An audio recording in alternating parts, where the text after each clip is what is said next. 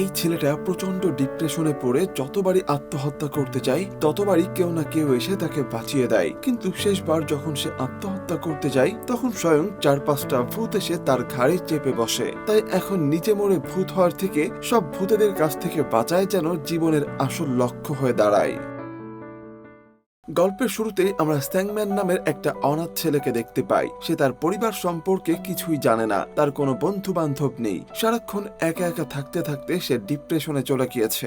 একদিন তো সে তার নিজের এই জীবনের উপর বিরক্ত হয়ে একসঙ্গে অনেকগুলো ঘুমের ঔষধ খেয়ে ফেলে, কিন্তু দুর্ভাগ্যবশত তার জগে তখন পানি না থাকার কারণে সে ট্যাপ থেকে পানি খেয়ে নেয় আর ওই জায়গায় বেহুশ হয়ে যায়। কিন্তু ঠিক তখনই ওই রুমের মালিক সেখানে এসে তাকে চিকিৎসা করিয়ে বাঁচিয়ে নিয়ে বলে যে যদি তোমাকে মরতেই হয় তাহলে আমার হোটেলে নয় অন্য কোথাও গিয়ে মরো। তো স্যাংস্যাং এর এই যাত্রা বিফল হয়ে যায়। তাই এবার সে সুইসাইড করার জন্য ব্রিজের উপর থেকে পানিতে লাফ দেয়, কিন্তু পানিতে ডিউটিরত দুজন পুলিশ অফিসার এবার তাকে উদ্ধার করে হাসপাতালে ভর্তি করে দেয়। এরপর হাসপাতালে যখন তার জ্ঞান ফিরে আসে তখন সে দেখতে পায় তার পাশে বসে একজন লোক ধূমপান করছে। তখন তাকে বাধা দিয়ে স্যাং বলে যে হাসপাতালের মধ্যে আপনার এইভাবে ধূমপান করা মোটেও উচিত নয়, কিন্তু এই লোকটা স্যাং এর কোনো কথারই জবাব দিচ্ছিল না। ঠিক তখনই হাসপাতালের একজন নার্স এসে স্যাংকে ঠিক একই কথাই বলে এবং তার হাত থেকে সিগারেটটা নিয়ে নেয়। স্যাং তো বুঝে উঠতে পারছিল না যে তার হাতে সিগারেট কোথা থেকে এলো। এরপর দুজন ওয়ার্ড বয় এসে স্যাংম্যানকে কোথাও একটা নিয়ে যাচ্ছিল, আর তখনই আমরা সেই ধূমপান করা লোকটাকে স্যাং এর পাশেই দেখতে পাই। তবে আশ্চর্যের ব্যাপার হলো এই লোকটাকে স্যাং ছাড়া আর কেউই দেখতে পাচ্ছে না। এই কারণে স্যাংকে মানসিক ডাক্তারের কাছে নিয়ে যাওয়া হচ্ছে। সেখানে সাইকিয়াট্রিস্ট তাকে জিজ্ঞাসা করে আপনি সুইসাইড করতে চাচ্ছিলেন কেন? জবাবে স্যাং বলে আসলে আমার কাছে বেঁচে থাকার কোনো কারণই নেই। কিন্তু ঠিক তখনই স্যাং কারো একজনের কান্নার আওয়াজ শুনতে পায়। তাই সে ডাক্তারকে জিজ্ঞাসা করে আপনি কি কারো কান্না শুনতে পাচ্ছেন? তখন ডাক্তার বলে কই না তো, আমি তো কোনো কিছুই শুনতে পাচ্ছি না। তখন স্যাং উঠে আলমারি খুলে দেখতে পাই ভেতরে একজন মহিলা কান্না করছে, কিন্তু ডাক্তার বা অন্য কেউই ওই মহিলাকে দেখতে পাচ্ছে না। তাই এরপর ডাক্তার হাসপাতালের স্টাফদের ফোন দিয়ে স্যাংকে এখান থেকে নিয়ে যেতে বলে। আর তখন আমরা দেখতে পাই স্যাং এর সঙ্গে একই স্ট্রেচারে করে সেই কান্না করা মহিলা এমনকি ধূমপান করা লোকটাও যাচ্ছে। এর পরের দিন রাতের বেলা স্যাং যখন ওয়াশরুমে যাওয়ার জন্য তার রুম থেকে বের হয় তখন তার চোখ পড়ে একটা বয়স্ক লোকের দিকে, যে কিনা আবার একজন নার্সের দিকে হা করে তাকিয়েছিল। কিন্তু একটু পরেই সে বুঝতে পারে যে এই বয়স্ক লোকটিকেও আসলে ওই নার্সটা দেখতে পাচ্ছিল না। এরপর সে যখন একটা রুমে যায় তখন দেখতে পায় যে ওই ধূমপান করা লোকটা, বৃদ্ধ লোকটি আর ওই কান্না করা মহিলা শূন্যে ভেসে বেড়াচ্ছে। এটা দেখেই সে বুঝতে পারে যে এরা কোনো সাধারণ মানুষ নয়, সব কয়টাই ভূত। এরপর ওই তিনজন ভূত স্যাংকে বলে যে আমরা এখন থেকে আমাদের প্রয়োজন মতোই তোমার বডিটা ব্যবহার করব। এই কথা শোনা মাত্র স্যাং সেখানে সঙ্গে সঙ্গে বেহুশ হয়ে যায়। এরপর সকালে যখন সে চোখ খোলে তখন ডাক্তার তাকে জিজ্ঞাসা করে তুমি নিচে কেন ঘুমাচ্ছিলে? ঠিক তখনই স্যাং আরেকটা বাচ্চা ভূত দেখতে পায় যে কিনা তার পাশে একটা বিছানার উপর লাফালাফি করছিল। এরপর স্যাংকে হাসপাতাল থেকে ডিসচার্জ করে দেওয়া হয়। আর তখন আমরা দেখতে পাই এই 4টা ভূতই স্যাংকে বিভিন্ন ভাবে ব্যবহার করতে থাকে। ঠিক তখন স্যাং একটা বাসের সিটের পেছনে এক তান্ত্রিক বাবার বিজ্ঞাপন দেখতে পায়। এটা দেখে সে দ্রুত চলে যায় ওই তান্ত্রিক বাবার কাছে এসব থেকে পরিত্রাণ পাওয়ার জন্য। সে তান্ত্রিককে বলে আমি হঠাৎ করে আমার চারপাশে ভূত দেখতে পাচ্ছি আর এগুলো সবসময় আমার সঙ্গেই থাকে। আমি তো আগে থেকে আমার জীবন নিয়ে বিরক্ত ছিলাম আর এখন এসব ভূতের জন্য আমি সুইসাইডও করতে পারছি না। আমার আর এক মুহূর্ত বাঁচতে ইচ্ছা করছে না। সবটা শুনে তান্ত্রিক তাকে বলে যে যতক্ষণ না আত্মাগুলো তাদের নিজেদের ইচ্ছায় তাকে ছেড়ে চলে যাচ্ছে ততক্ষণ পর্যন্ত তারা তাকে মরতেও দেবে না। তান্ত্রিকের এই কথা শুনে স্যাং অনেকটা রেগে সেখান থেকে বেরিয়ে আসে। এরপর থেকে আমরা স্যাং এর সঙ্গে সেই 4টা ভূতকে পুরো লেপ্টে থাকতে দেখি। সে ওই 4টা ভূতকে নিয়ে তার বাড়িতে চলে আসে এবং ভাবতে থাকে যে জীবনে এই প্রথম তার বাসায় কোনো মেহমান এলো, কিন্তু এরা যদি ভূত না হয়ে মানুষ হতো তাহলে হয়তো আরো অনেক ভালো হতো। এরপর তো ওই বৃদ্ধ লোকটা স্যাং এর শরীরে ভর করে তার মাধ্যমে মদ খেতে থাকে। তারপর এক এক করে সবগুলো ভূত স্যাং এর শরীরে ভর করে তাদের মনের ইচ্ছাগুলো পূরণ করতে থাকে।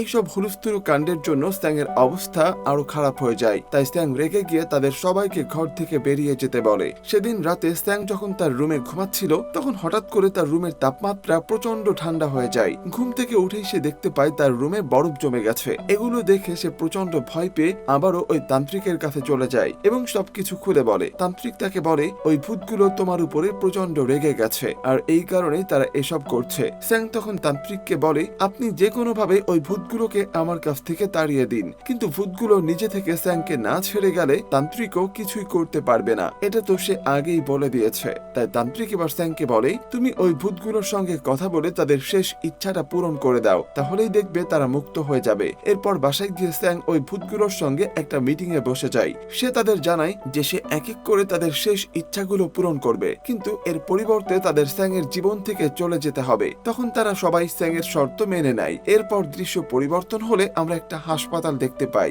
যেখানে কিছু বয়স্ক রোগী ছাদের উপরে বসে কাঠ খেলছিল। তখন সেখানে ইয়াংশু নামের একজন নার্স এসে একটা বয়স্ক রোগীকে বলে, আপনি যদি আপনার এই অভ্যাস পরিবর্তন না করেন তাহলে কিন্তু আমি আপনার ওয়ার্ডই পরিবর্তন করে দেব, আর আপনি যদি এমনটা করতে থাকেন তাহলে খুব দ্রুতই মারা যাবেন। তখন ওই বয়স্ক লোকটি বলে, আমি তো এখানে মরতে এসেছি, আসলে এই রোগীটাই ছিল ইয়াংশুর বাবা। এরপরের দৃশ্যে আমরা স্যাংকে ওই বৃদ্ধের ভূতের সঙ্গে দেখতে পাই। তার দুজনে একটা শপে এসে বিভিন্ন ধরনের ক্যামেরা খুঁজছে। আসলে এই বৃদ্ধ মারা যাওয়ার আগে তার বন্ধুর কাছ থেকে নেওয়া ক্যামেরাটা তাকে ফেরত দিতে পারেনি। তার শেষ ইচ্ছা ছিল সেই ক্যামেরাটা তার বন্ধুকে ফেরত দেয়া, কিন্তু অনেক খোঁজাখুঁজির পরও তারা ওই ক্যামেরাটা কোথাও খুঁজে পাচ্ছিল না। তাই বৃদ্ধ লোকটি স্যাং এর শরীরে ভর করে একজন লোকের কাছে গিয়ে ওই ক্যামেরাটা ফেরত চায়, কিন্তু ওই লোকটি ছিল একজন পুলিশ অফিসার। সে স্যাং এর কথায় পাত্তা না দিয়ে সেখান থেকে চলে যায়। এরপর তো স্যাং এর রূপ ধরে ওই বৃদ্ধ লোকটা সেই পুলিশ অফিসারকে ফলো করতে থাকে। এরপর একদিন ওই পুলিশ অফিসারটা যখন একজন ক্রিমিনালকে ধরতে যায়, তখনই স্যাং সেখানে গিয়ে তার কাছে ওই ক্যামেরাটা ফেরত চাইতে থাকে,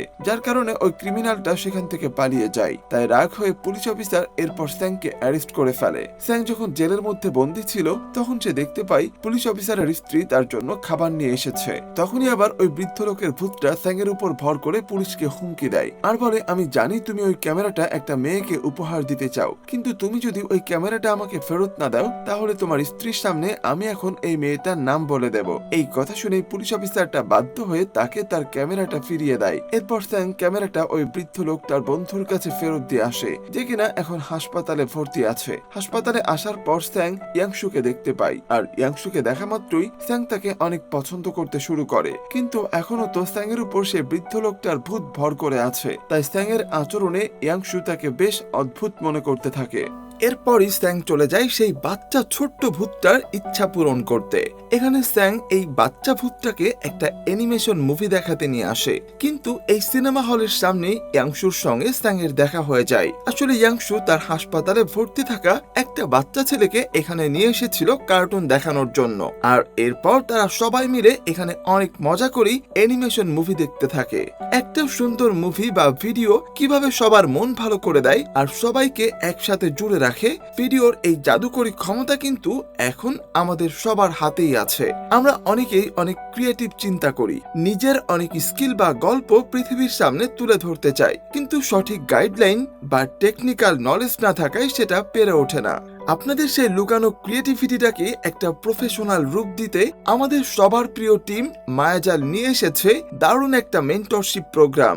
আপনি স্টুডেন্ট হন কিংবা জব হোল্ডার, যে কেউ চাইলে এখন স্মার্টফোন আর এআই এর সাহায্যে একদম জিরো থেকে প্রফেশনাল ভিডিও মেকিং এবং কন্টেন্ট মার্কেটিং শিখে নিজের একটা শক্ত ডিজিটাল ক্যারিয়ার গড়তে পারেন। বিস্তারিত জানতে ঢু মেরে আসুন ডেসক্রিপশন কিংবা প্রথম কমেন্ট থেকে। যাই হোক, ফিরে আসি গল্পে।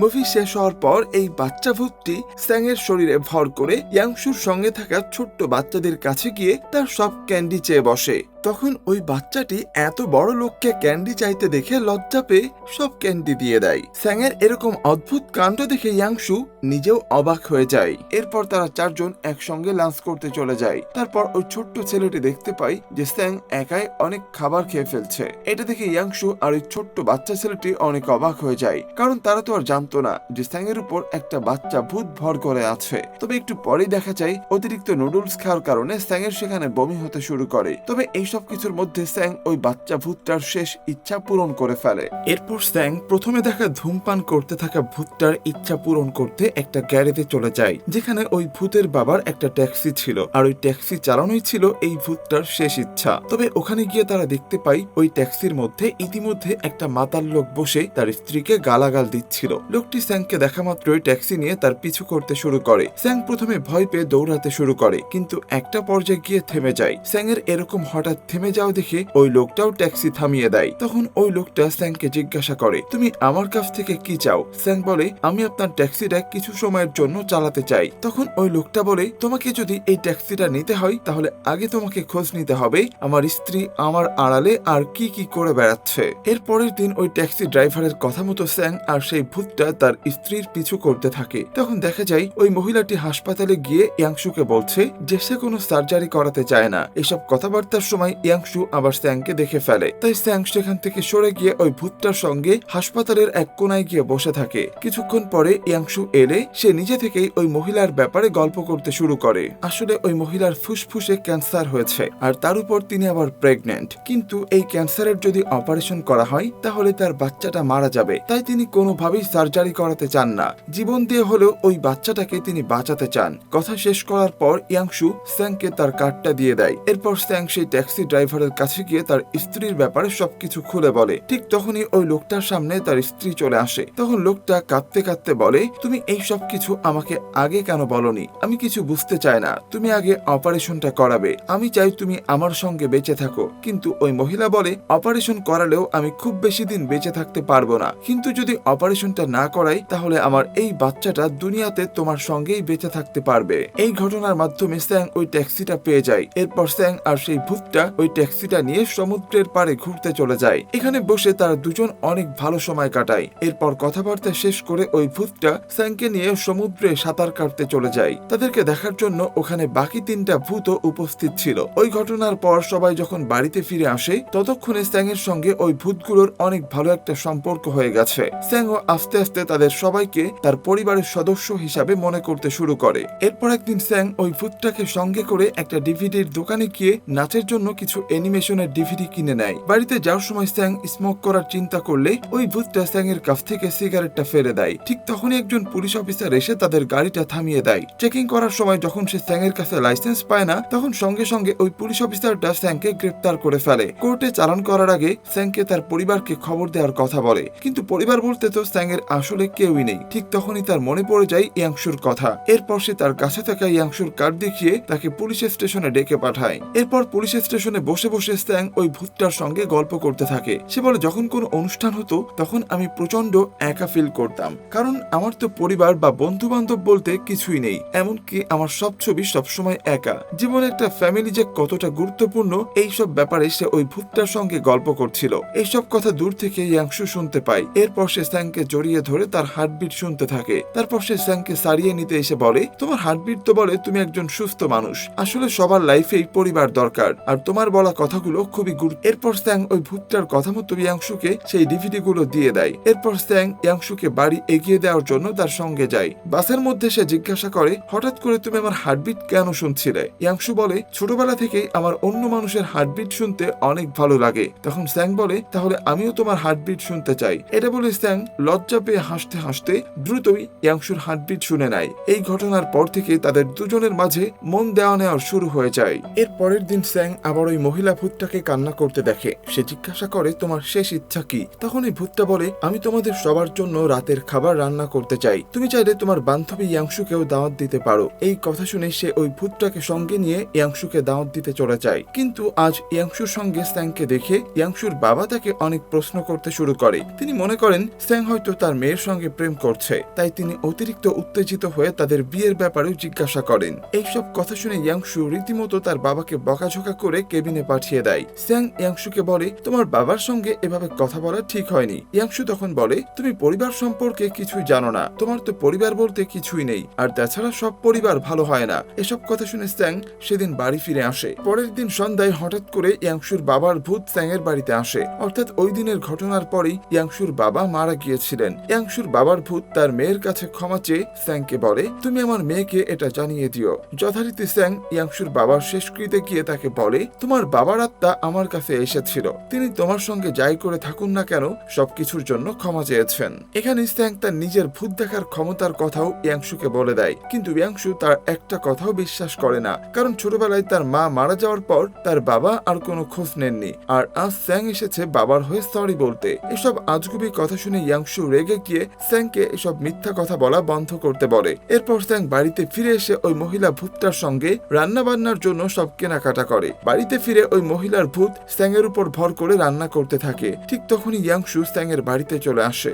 সে স্যাংয়ের কাছে গতদিনের ব্যবহারের জন্য ক্ষমা চায়। কথা বলতে বলতে ইয়াংশু টেবিলে অনেক খাবার দেখে জিজ্ঞাসা করে, তোমার বাড়িতে কি আজ কোনো গেস্ট আসবে? স্যাং বলে, এমন কিছু না, তবে তুমি চাইলে আমার সঙ্গে যোগ দিতে পারো। ইয়াংশু দাওয়াত গ্রহণ করে। আজ সব ভূত আর স্যাংয়ের সঙ্গে বসে ইয়াংশু একসঙ্গে ডিনার করে। কিন্তু খাওয়ার এক পর্যায়ে স্যাং ইয়াংশুকে বলে, তুমি তোমার বাবাকে ভুল বুঝো না, আসলে তিনি তোমাকে অনেক ভালোবাসতেন, এমনকি তোমার জন্য একটা গিফটও লুকিয়ে রেখেছেন এমন একটা জায়গায় যেখানে তিনি তোমার সঙ্গে মাঝে মাঝে দেখা করতেন।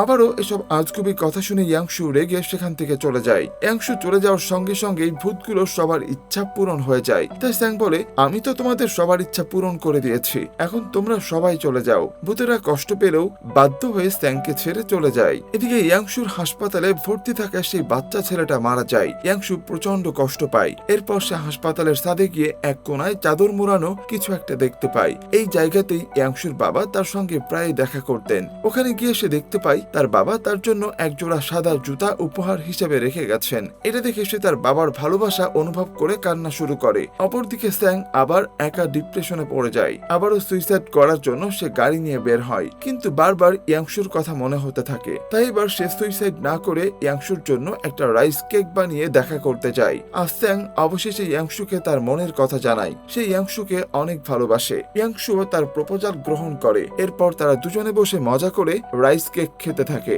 খেতে খেতে ইয়াংশু জিজ্ঞাসা করে, এত ভালো রাইস কেক বানানো তুমি কার কাছ থেকে শিখলে? স্যাং নিজের অজান্তে বলে, আমার মায়ের কাছ থেকে। এই কথা বলার সঙ্গে সঙ্গে স্যাং এর কিছু একটা মনে পড়ে যায়। সে এক মুহূর্ত দেরি না করে নিজের বাড়ির দিকে ছুটে যায়। ফ্ল্যাশব্যাকে আমরা দেখি ওই মহিলা ভূতটাই ছিল স্যাং এর মা। স্যাং যখন একবার পরীক্ষায় প্রথম হয়েছিল তখন তার পরিবারের সবাই তার একটা করে ইচ্ছা পূরণ করবে বলে কথা দিয়েছিল। স্যাং তার মায়ের কাছে রাইস কেক খেতে চেয়েছিল, তাই তার মা সবার জন্য ওই দিন রাতের খাবার রান্না করতে চেয়েছিলেন। বাচ্চা ভূতটা ছিল স্যাং এর বড় ভাই। ছোটবেলায় স্যাং তার ভাইয়ের কাছে অ্যানিমেশন সিনেমা দেখার আবদার করেছিল। তার ভাই কথা দিয়েছিল একদিন সে তাকে ওই মুভিটা দেখাবে। ধূমপান করা আঙ্কেল ভূতটা ছিল স্যাং এরই বাবা, যিনি তাকে সমুদ্রে সাঁতার শেখাতে নিয়ে যাওয়ার কথা দিয়েছিলেন। আর বৃদ্ধ লোকের ভূতটা ছিল স্যাং এর দাদু, যিনি সমুদ্রে গিয়ে স্যাং এর ছবি তুলবেন বলে বন্ধুর কাছ থেকে ক্যামেরা ধার নিয়েছিলেন। কিন্তু দুর্ভাগ্যবশত এই সব ইচ্ছা পূরণের আগেই পিকনিকে যাওয়ার পথে তাদের গাড়ির ভয়ঙ্কর অ্যাক্সিডেন্ট হয়। ফলে স্যাং ছাড়া তার পরিবারের সবাই ঘটনাস্থলেই মারা যায়। স্যাং নিজেও মাথায় প্রচন্ড আঘাত পাওয়ায় নিজের পরিবার সম্পর্কে সবকিছু ভুলে যায়। আর ওই দুর্ঘটনার স্থান থেকেই পুলিশ অফিসার ক্যামেরাটা পেয়েছিল। এই পুরো গল্পে স্যাং এর পরিবার আসলে নিজেদের ইচ্ছা নয়, বরং স্যাংকে দেওয়া তাদের শেষ কথাগুলোই পূরণ করছিল। স্যাং বাড়িতে ফিরে প্রচন্ড কান্না করতে থাকে। সে তার বাবা মা, ভাই আর দাদুকে আরেকবার দেখার জন্য আকুতি মিনতি করে। তার কান্না শুনে তারা আরেকবারের জন্য ফিরে আসে। স্যাং তাদের কাছে গিয়ে কান্নায় ভেঙে পড়ে। স্যাং এর মা তাকে বলে, ইয়াংশু খুবই ভালো মেয়ে, এখন থেকে সেই তোমার পরিবার, তুমি তাকে বিয়ে করো আর কখনো আত্মহত্যার কথা ভাববে না, অনেক ভালো থেকো। এই কথা বলেই তারা সবাই স্যাং এর কাছ থেকে বিদায় নিয়ে চিরতরে হারিয়ে যায়। স্যাং তার মায়ের কথা মতো পরবর্তীতে ইয়াংশুকে বিয়ে করে সুখে শান্তিতে জীবন যাপন করতে থাকে। আসলে আমাদের সবার কাছেই পরিবার এমন একটা জিনিস যা না থাকলে হয়তো আমাদের অস্তিত্বই থাকতো না, আর এই সুন্দর পৃথিবীতে বাঁচতেও মন চাইতো না। তাই সময় চাইতেই সবাই নিজের পরিবারের প্রতি যত্নশীল হন।